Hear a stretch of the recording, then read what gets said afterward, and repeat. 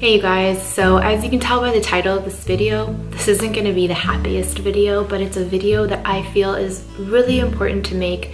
And I felt a calling to make it because when I was going through our miscarriage, I felt really isolated and I felt really alone.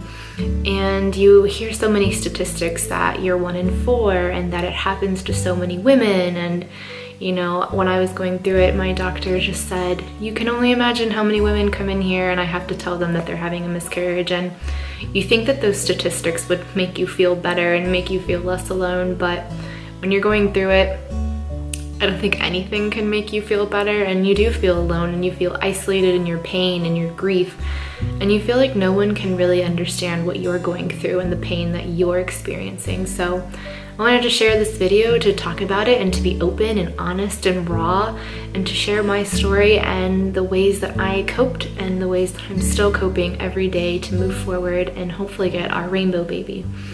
So a little bit of a background. In June, we found out that we were pregnant with our first child, and we were ecstatic and just in complete shock.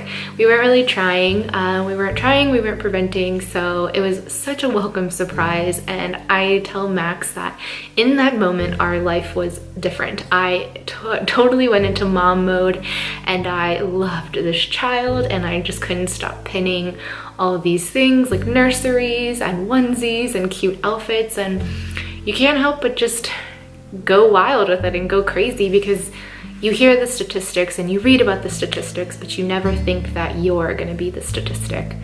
So we went for our first appointment about 2 weeks after finding out we were pregnant, and I was nervous throughout the whole pregnancy. I don't know why, but maybe it was because I have anxiety, maybe it was a sign, I don't know, but I was nervous. And so when we went to the first ultrasound, that was kind of a little bit of a red light for me because in my mind we were supposed to be, I think, 7.5 weeks based off of all my calculations, but when we went there we were only 5 weeks and 3 days. So I didn't think too much of it. The doctor said that everything looked great, everything was beautiful and perfect and growing exactly as it should, and to come back in a week or 2 and we could maybe see a heartbeat then when the baby was a little bit bigger. And he said that I probably just got my dates wrong. And so I went with that, and I was like, you know what? I'm not a doctor. I don't know the body as well as he does, so I'm gonna go with that. So a week later, we went to an appointment for our 6.5-week ultrasound, and everything looked beautiful. And baby K had a heartbeat of 138, 139, and he or she looked strong. I always call the baby a he, I don't know why. But they looked really strong and they looked wonderful, and everything was going as planned. And so he told us to come back in 2 weeks because we were supposed to go to Italy in a month, and so he wanted us to have one more appointment before we went to Italy for a month and weren't able to go to the doctor, and I would be out of my first trimester by the time I got back from Italy. And so we went to our last appointment, and I don't know what it was about that day, but I felt really weird the whole day. And we went to the doctor and we had the doctor do the ultrasound, and she had made me go to the bathroom beforehand, and they usually don't make me do that because they had the abdominal ultrasound, which you kind of need a full bladder for. So I went to the bathroom, came back, she put the probe on me, and I knew something was wrong. But she quickly looked and she said, she's like, I can't really get a good picture. Let's do the transvaginal ultrasound. And so she told me to get undressed, and so while she was doing that, I told Max, oh, let's film. I had told him that I wanted to film it, and I was so excited to share. But something told me to tell him to not film it, and it was kind of, I don't know, I guess it was mother's intuition. But so I just said, what if something's wrong? And he told me I was crazy and to stop thinking that way. But she came back and she did the ultrasound, and the baby was measuring 8 weeks, 3 days, looked beautiful, but I didn't see the flicker, and we had seen the flicker at the second ultrasound, and I knew in that moment that something was wrong. And 5 seconds later, the doctor said, I'm so sorry, but we can't find the heartbeat anymore. And even 2 months later, I thought I wasn't gonna cry, and I'm not. That was really hard, and those are hard words to hear, and I tell Max, we talk about it all the time, how everything else from that day is a blur, and everything following that is such a blur, but you never get those words out of your mind, that moment. And so because I was going to Italy in 5 days, my doctor did not want me to have a natural miscarriage because I would be abroad, and you have a lot of risks and complications sometimes with a natural miscarriage, and he was worried that I would start miscarrying on the plane. And so he wanted me to do a D&C immediately. So we scheduled one for the next day, and we stayed up that whole night just looking online about all these little success stories of a doctor not being able to find a heartbeat, and then 2 weeks later they did. But that night I started cramping and spotting, and so I think that put me at peace because I knew that our baby wasn't still alive, and I wasn't giving up on them. And so we went and we had the D&C in July 13th. And 5 days later I went to Italy, and it was the hardest trip of my life, but we're through it, and it's now September, and we are growing and getting stronger and trying to overcome it. And miscarriage is a terrible, terrible, terrible, terrible thing. It is something that makes you feel completely isolated.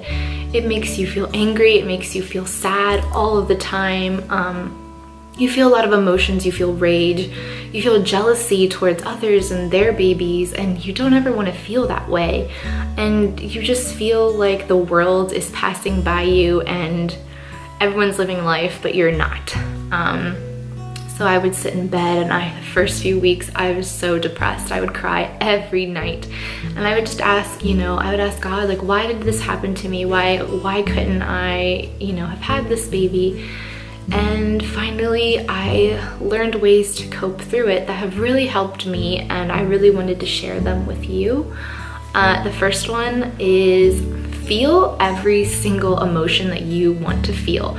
If you need to cry for months, scream, get it all out there, because you need to feel it all. I tend to close myself off to my emotions, and I don't like to feel them, but I know that causes a lot of problems later, and it just makes a lot of things unresolved.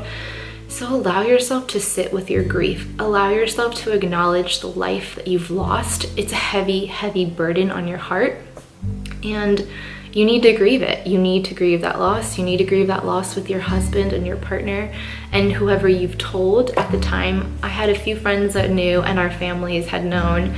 We had just told them a few weeks ago and announced, and it was a really exciting time.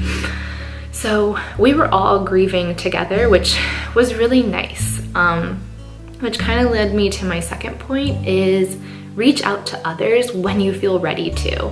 I announced my miscarriage on social media, and I got such a flood of support and love and just compassion, and it felt good to say, I'm struggling, I'm not okay, and I can't fake that. I can't fake happiness right now. I can't fake that everything is okay. I need support and I need help. And maybe that's not something that will work for you. Maybe you need to grieve in private, but for those of you who just need that extra support, reach out to others, and or at the minimum, reach out to moms who have also lost children. There are so many miscarriage support groups. There is an Instagram called I Had a Miscarriage that I would just go on there for hours and read all the posts, and they made me feel so much better, because they made me feel like I wasn't alone, and that out there in the world another woman knew how I was feeling, and I just wasn't alone in my pain. And that's a really big thing to feel when you're going through something that feels so isolating. So I urge you, reach out to others, ask for help, ask for favors, just have someone sit with you for 5 minutes and just cry together. That's been a really huge thing, and it's really helped me become a lot stronger.